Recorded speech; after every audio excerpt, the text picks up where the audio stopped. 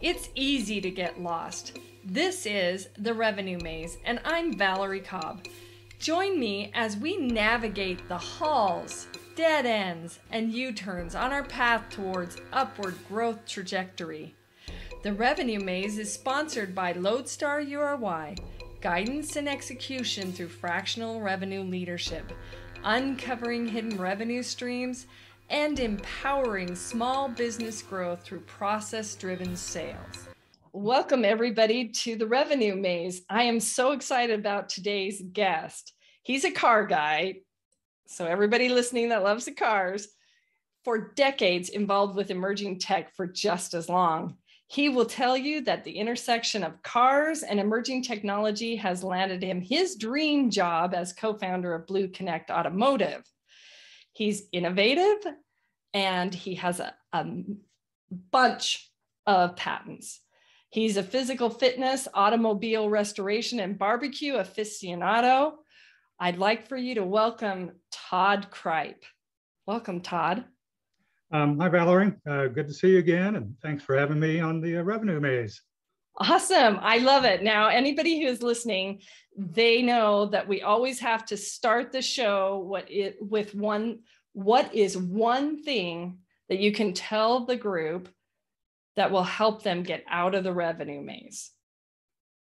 Well, I think the one thing I would tell the group is it's important to be not the same as everybody else. And one of the things I'll talk about as we go through the show today is how to differentiate yourself from being viewed as just another commodity.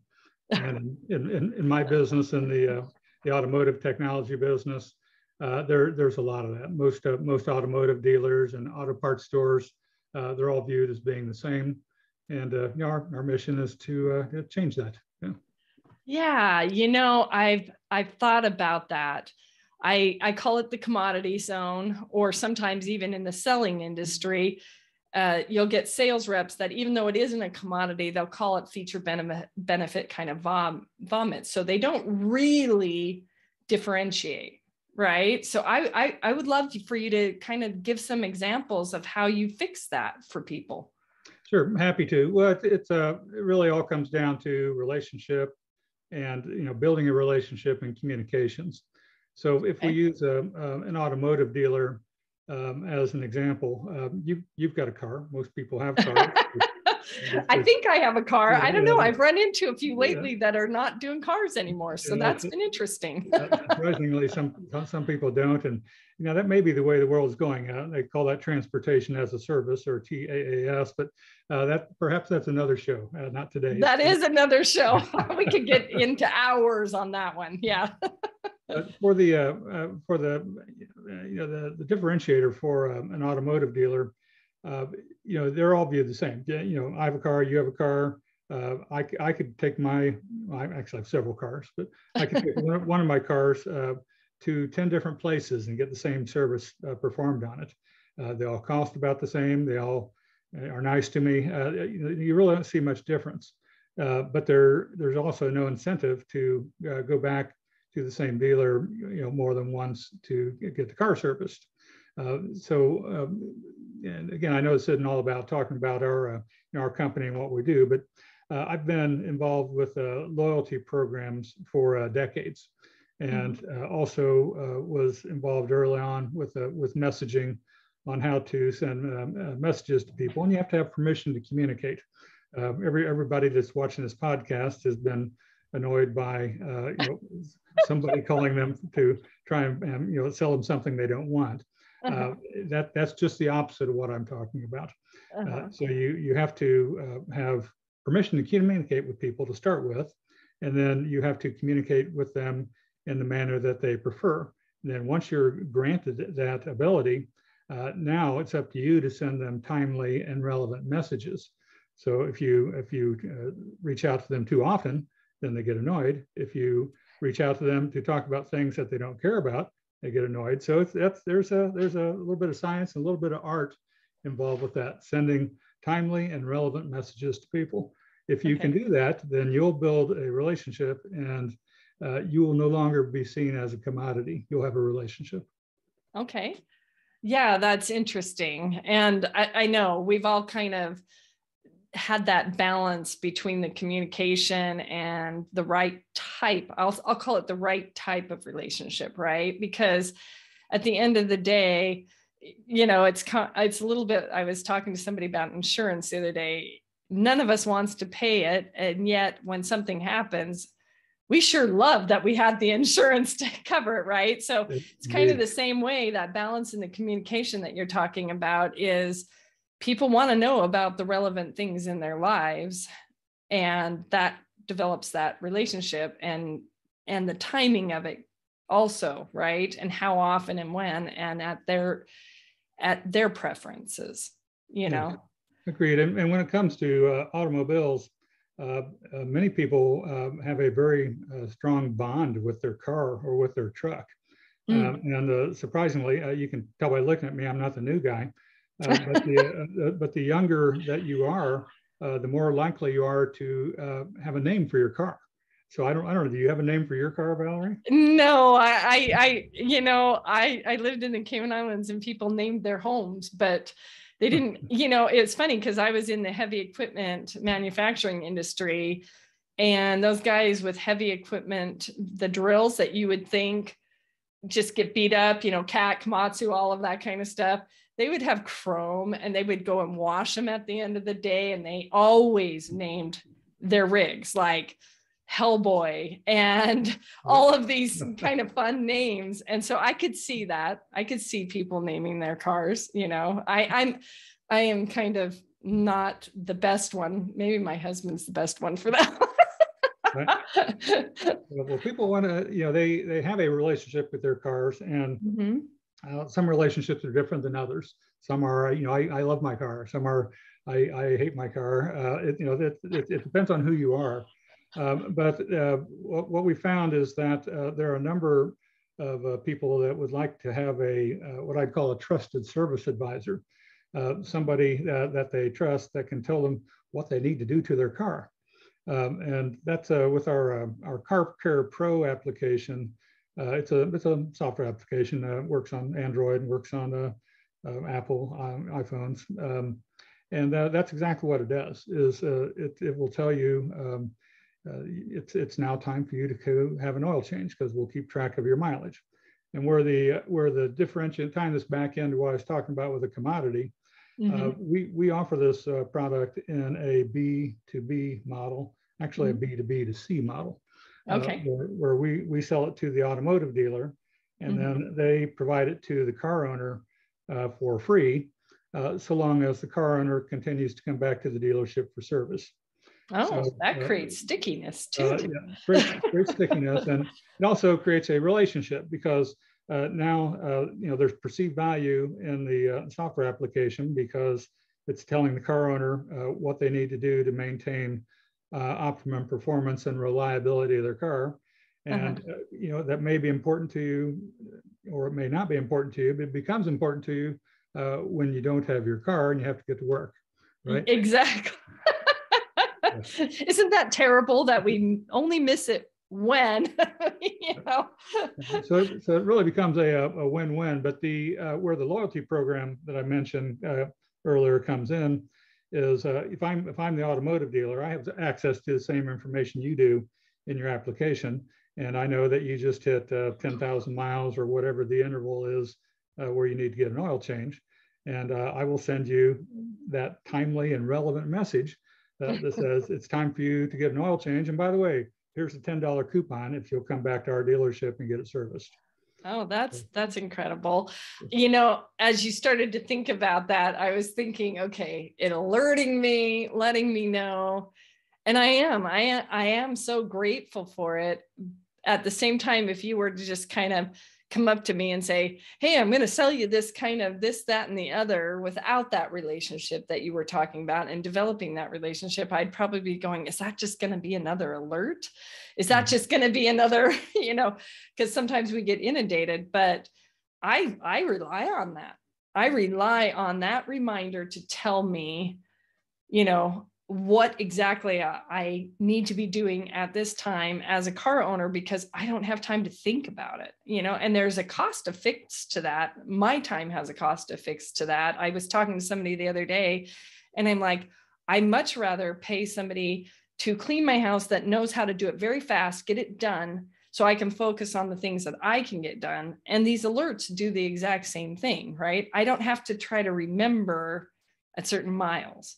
I don't have to try to remember all those things. And my brain, heaven knows, my brain needs help with that for sure. Yeah, I agree. And you're right. It's an automated process, and you get to decide. The consumer, the car owner, has the power because they are the decider.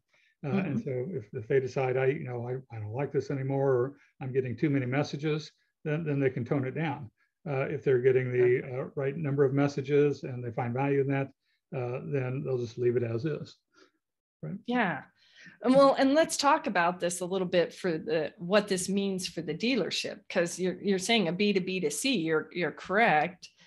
And as this is small business owners, things like that, that listen to this, the implications for them as well, driving that business back to them is, part of the stickiness and the lead gen. And like you said, it develops that relationship, and people buy for their reasons, but they buy from people that they trust.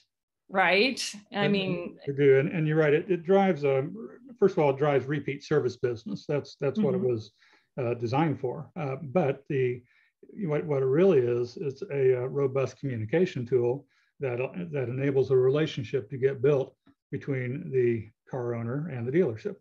And that's what sets them apart. You're no longer a commodity. I now have a relationship with you. And I like you. You send me $10 coupons to get my oil changed.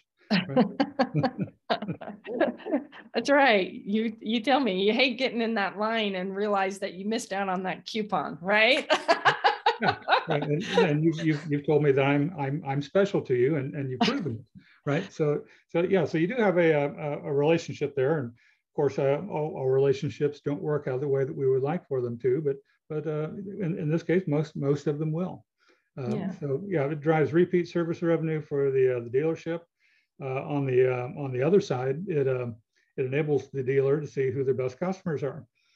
So if I've given you this application and you haven't come back to my dealership for service this past year, I probably need to find out why. Are you going somewhere else? Does your car no longer need service anymore? Did you move out of town? We need to find out what happened to our relationship, and then we either fix it or we don't. We go our separate ways, or else we continue to have a relationship. That's what this tool does. The other side of it, Valerie, and I wasn't really planning on talking about this today, but I will.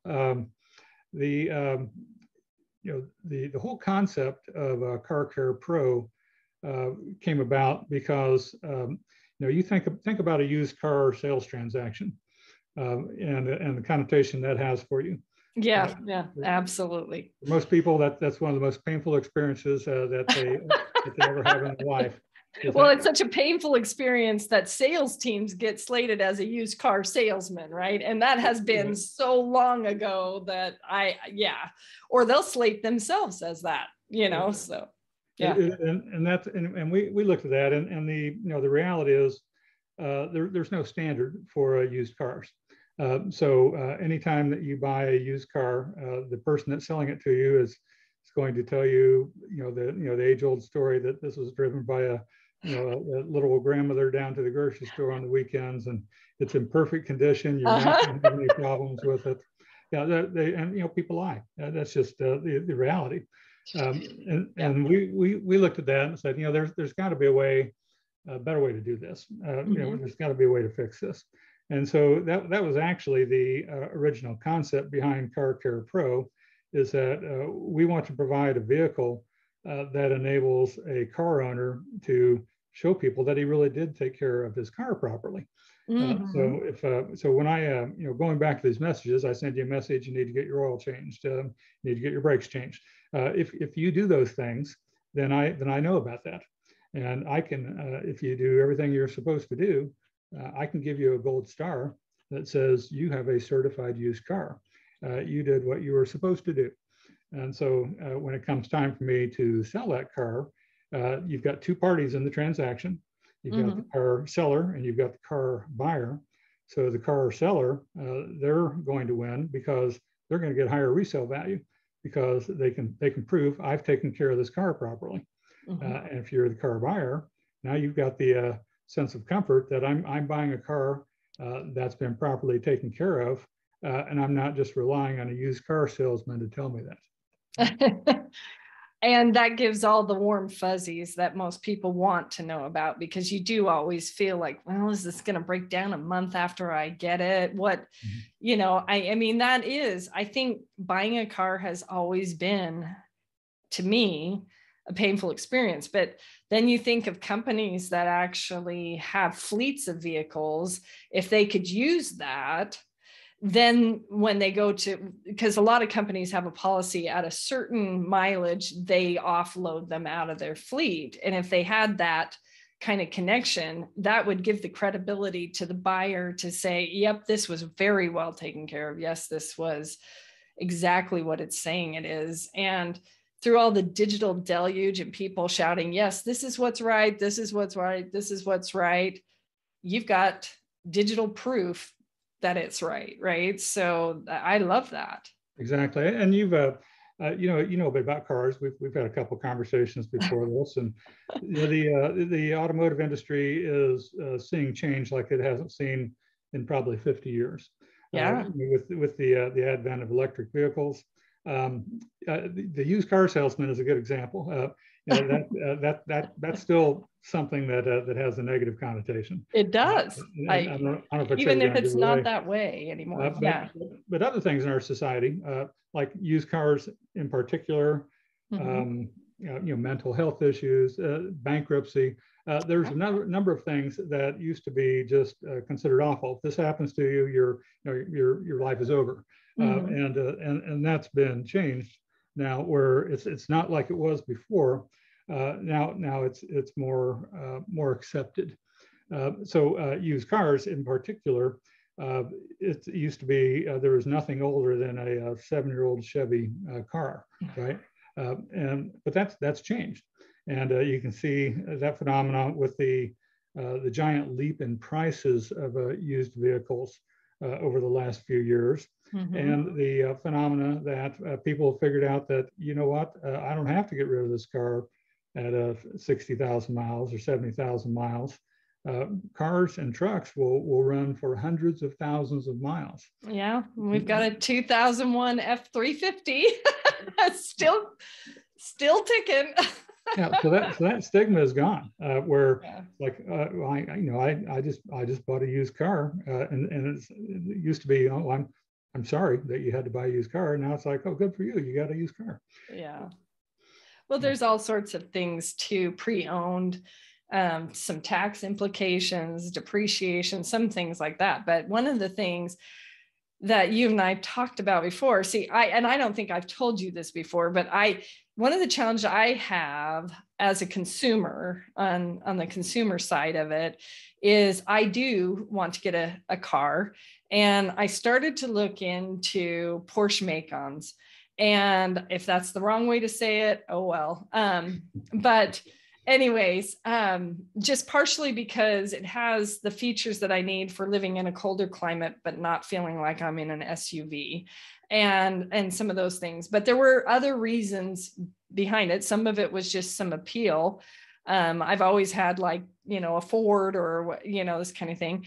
And as soon as I started looking online, there were so many people back and forth. Some love it, some don't love it, some, and it really does sway sometimes your opinion of what is exactly happening.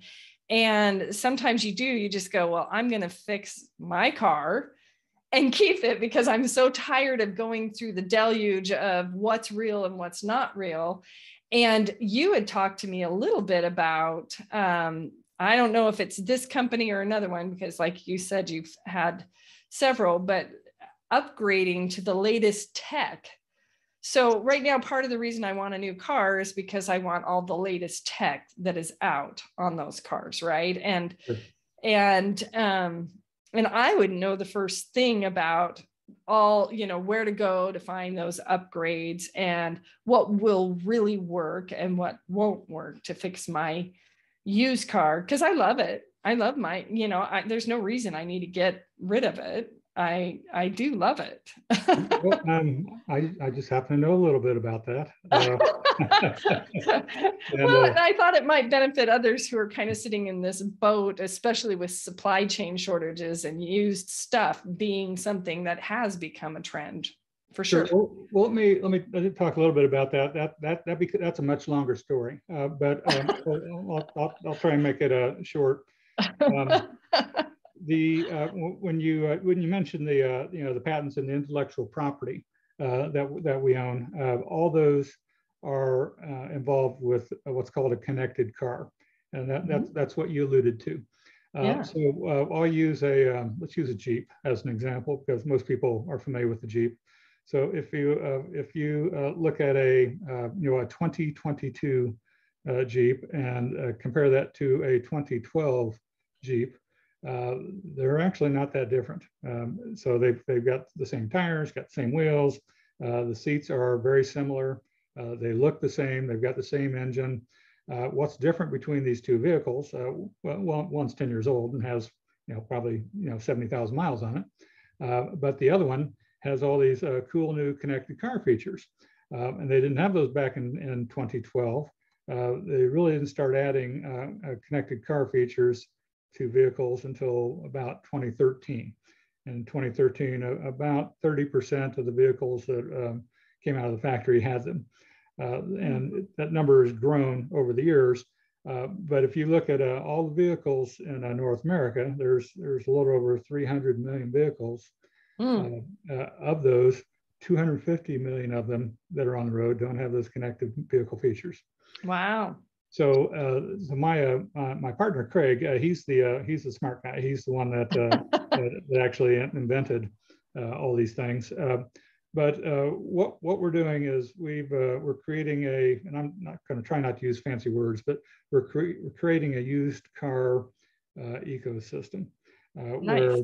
And what I mean by that is we've got a platform called BCA Connect, and it's kind of like Hey Siri or Alexa, where we'll allow anybody to participate in that platform that wants to add new car features to a used car.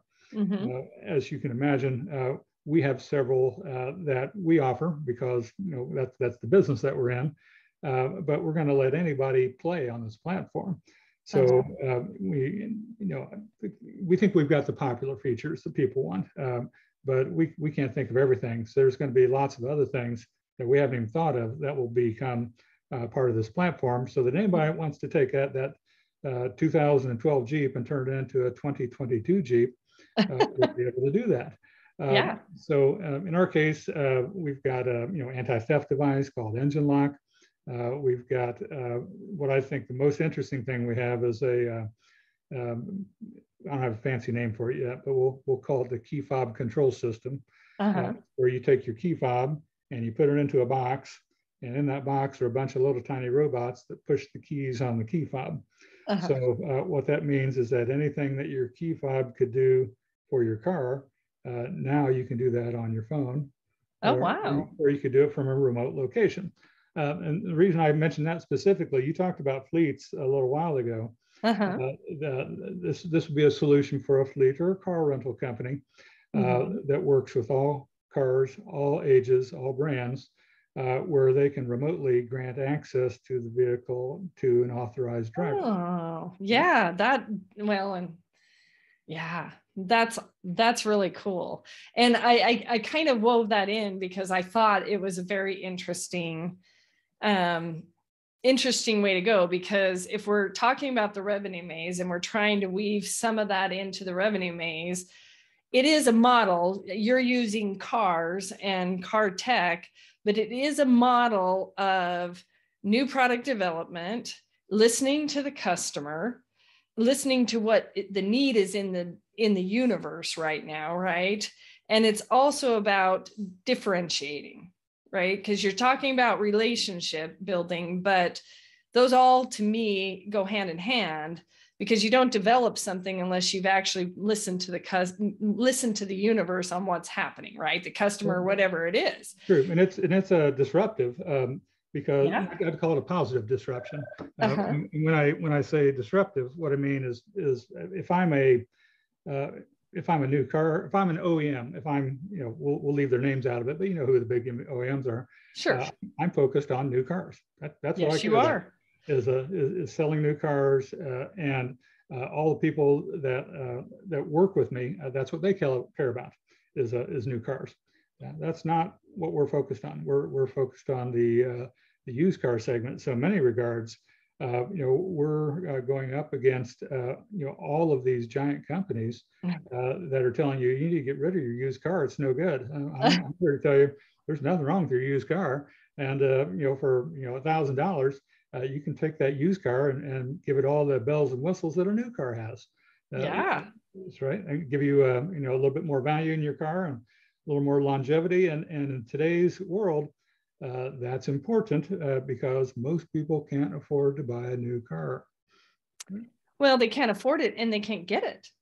Supply chain, there was backlogs for new cars. So I don't see it as adversarial at all. I just feel that you are filling a niche, because there was, when we did a product launch, we were like, and it wasn't in used cars, it was in heavy equipment, just to get some supply chain items. We were having to sign up people on a wait list for a year. Who wants to wait a year for everything? If it literally will get you, because let's dumb it down to Valerie world. If it will take you from point A to point B, and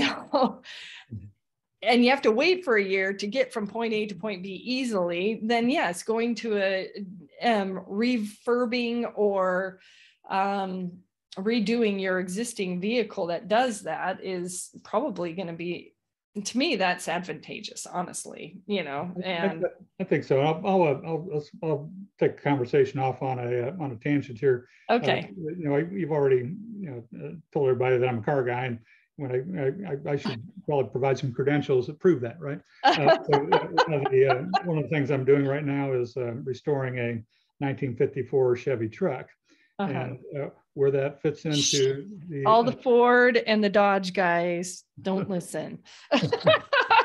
I'm just kidding. So what that where that ties back into. I'm sorry, I've got somebody bugging me here.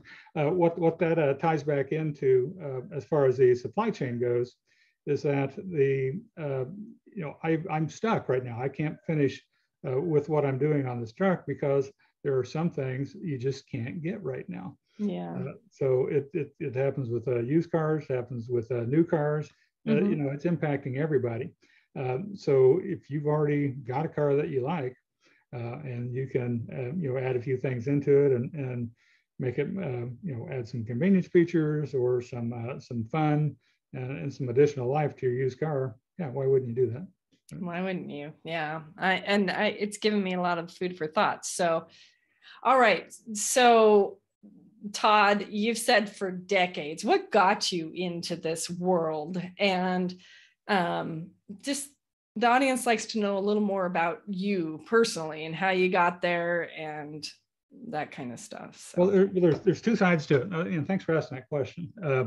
There aren't very many, like me out there, right? Well, we're all original, right? like to say, I know a little bit about a lot of things. I've done some really interesting things. What I was doing right before the automotive gig is I joined an events company, or helped start an events company. Three months before the pandemic started. Not very good timing on that. Prior to that, I had one of the largest live fishing bait distributorships in the country. So I never met anybody that sold minnows and worms and crickets before, right?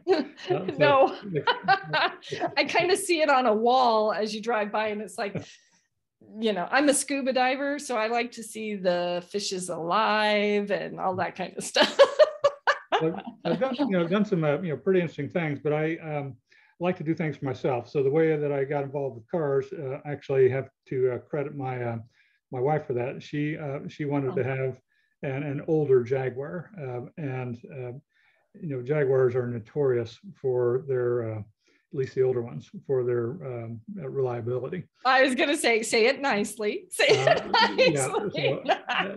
So I said, well, if we get this car, I'm going to have to learn how to fix it, because I can't afford to take it someplace and have somebody else fix it.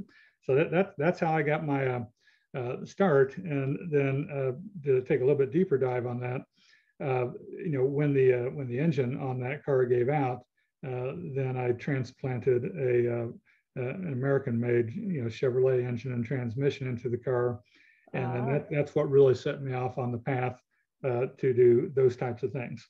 Wow! And it continues today. I talked about the 1954 truck. I've also got a 1974 Datsun 260Z. Oh my goodness! I'm turning that into an electric vehicle.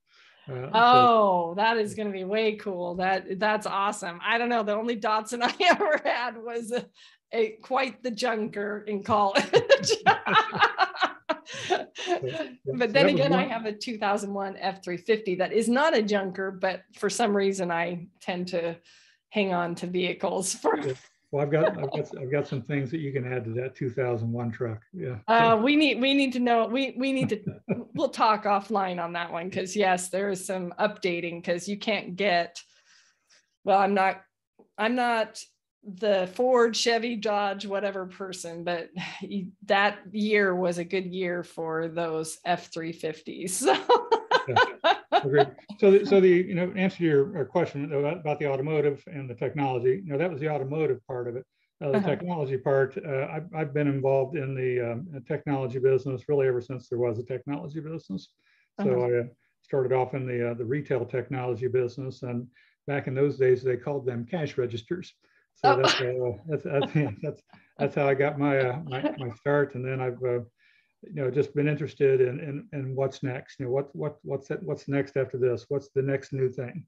And that's what I've done for decades. Yeah. I love that. I read a book. I think I actually already called it out on another show. Thomas Friedman, Thank You for Being Late, and he kind of goes through history all the way up to Google and talking about Moore's Law and all those things. And I've always been a bit of a tech geek. When I was in college, which is too long ago, but I had an Apricot computer with an A drive and a B drive and an infrared keyboard and a dot matrix printer when everybody was doing word processing labs at the time, right? And that's kind of, and I had a dad who was definitely a tech junkie and had the big A-frame computers and the tape and any latest, even when some of the tech was coming out with I forget what they are, VHS, but what was the competitor to VHS? It was Beta. Beta. There we go. I had that in college too because of my dad, and all of those things. And we just loved all that tech and just fun.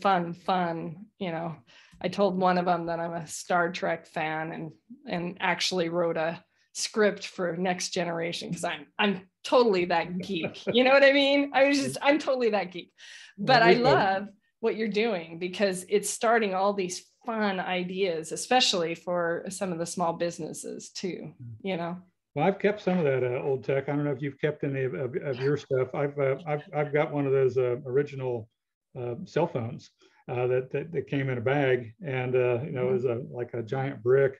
That's in my closet of Halloween costumes now. So I drag that out from time to time, and we kept the original Nintendo. You were smart. So a lot of stuff we've thrown away that I wish we would have kept, but we've got a couple of artifacts that'll Yeah, years from now, people look back and say, wow, look at that. Look at that old thing. Yeah, no, there's sometimes mostly I just kick myself for not hanging on to it. I remember talking about, I had a Life Drive by Palm, which was it would connect to a cell coverage before the iPhone came out, and all that kind of stuff. And I actually do a presentation called So Long Palm for new product development, and to get people to realize, the differentiation. You've got to be able to capitalize on what you were talking about, right? Because I'm not bagging on Palm, because I was a fan, trust me. But there were a lot of things that came out at the same time before the iPhone that no one even really knew happened, and the Life Drives had the stylus and all that, all that fun stuff, right? But it was not the one that turned the tide, right? Great, and we've taken that into account with all the products that we're building yeah, it's tough to say something future-proof, but that's what our goal is to make these devices future-proof, so that it's not going to go out of style. The technology will continue to work as things evolve, because there is life after Bluetooth. Right now, Bluetooth is the standard. Right? Yeah. There's something after that, and we're prepared for what comes next. Awesome. I love that. Being future-focused is probably one of the biggest problems for companies and their revenue, right? Because if they are not future focused, not looking at the global as a whole, not checking themselves against competition, which competition is the next thing too, right? It doesn't necessarily mean that it's within or without their company. It could be that they're just not monitoring it. And because I work in the resurrection space as well, and a lot of times you find that they just were comfortable and weren't future focused, and you've got to get them back on track for that. And that's sometimes hard, because sometimes they'll say, well, that was my baby, and so everybody should still love that baby. No, the baby needs to evolve, right? Agreed. It's all part of that what's next mentality. And if you're not looking out into the future, you will be left behind. You will be left behind. Oh my gosh, that's a whole nother show too. Anyway, so I heard a little bit that, first of all, you're an empty nester like myself, which is fantastic, and that you're pretty close to the Atlanta Braves. And those are some fun things that you talk about. Tell the audience a little bit about just you, not related to revenue, not related to any of that. I love to hear about what people do on the side. Okay, sure. I'll let's use current events. So on Thursday of this past week, I had 40 people out here over at my house. Oh. And we have not had an event of that size since before the pandemic. So we like to entertain. We know how to do it. But I will tell you that with that, having those 40 people over, not having done something like that for almost 4 years, it's like, do we still remember how to do this? Yes, you feel like you're coming out of the cave. Yeah. So we did. It came off pretty well. The group was. I'll put in a plug for a Woodlands camp. So it's a third-party youth camp that travels around to different areas, Christian focused. And cool. And so we put on an event for the staff, and then the host families that were putting them up while they were here, and then a few other folks, right? So that's where the 40 people came from. But to answer your question. I like to, in my spare time, I like to make things that are, I like to repurpose things, make things that are different than what other people you might have, sitting on their deck. So one of those things is I took a water heater when we had to replace our water heater, and I turned that into a smoker. And so for this 40 person event, we smoked, did a pulled pork, about 35 pounds of a pulled pork that were done on my redneck smoker. So, Hey, but that's way in, because everybody's talking about, even down to clothing, rewear your clothing, have everything be sustainable and everything. So you repurposed it. That's awesome. I love it. And I'll bore you with another repurposed story.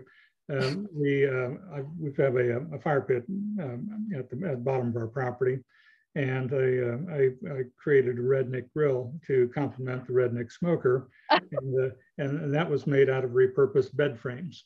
So there's a giant fire pit grill down there, and like I said, it was made out of bed frames that would have been thrown away. So.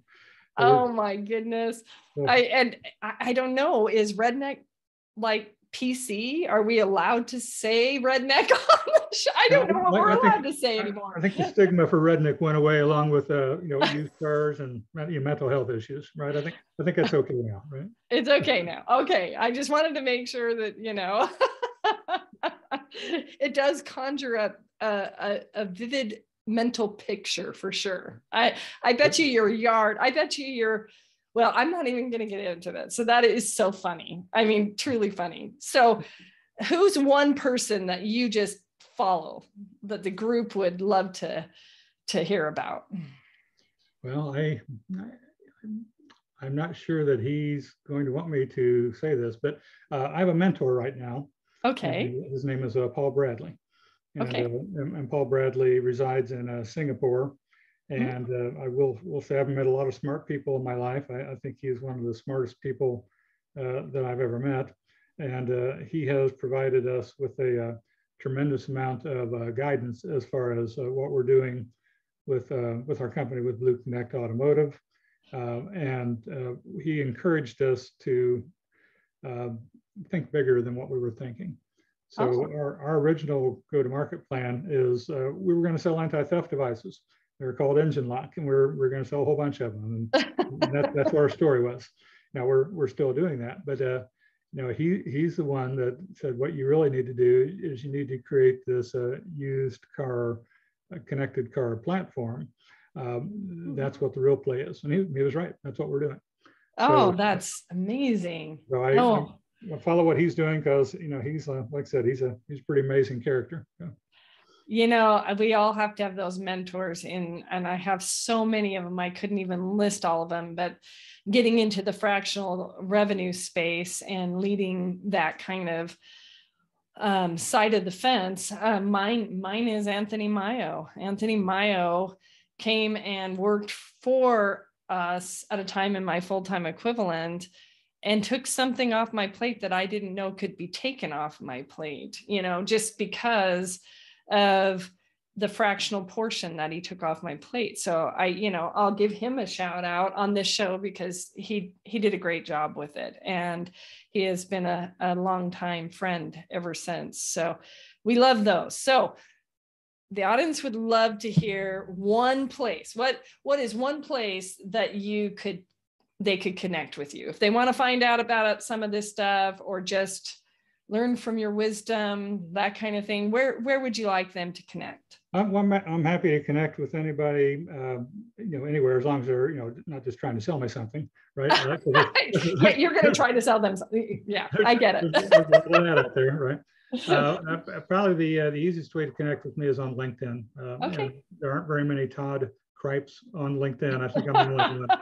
So I'm pretty easy to find. Yeah. And it's spelled exactly like it sounds, CRIPE, right?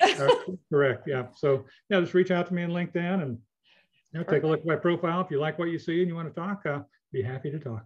So. Perfect. That's so fantastic. So I want to thank everybody today for joining us on the Revenue Maze. And again, if you like the show, like what you're hearing, want to be on the show or whatever you want to do, or meet up with Todd, go ahead and like it. It will be released on a lot of different stations, including YouTube, Podbean, et cetera, right? So anyways, and if anything else, Todd is just a very fun conversation and you will enjoy that so much. And thank you again, Todd. I really, really appreciate you coming on the show today.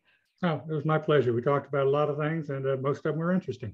Most most of them are. Have a great day, everybody. Goodbye. Thank you all for joining another great episode. For show notes, links, and resources, visit revenuemaze.com. And never forget, you are why.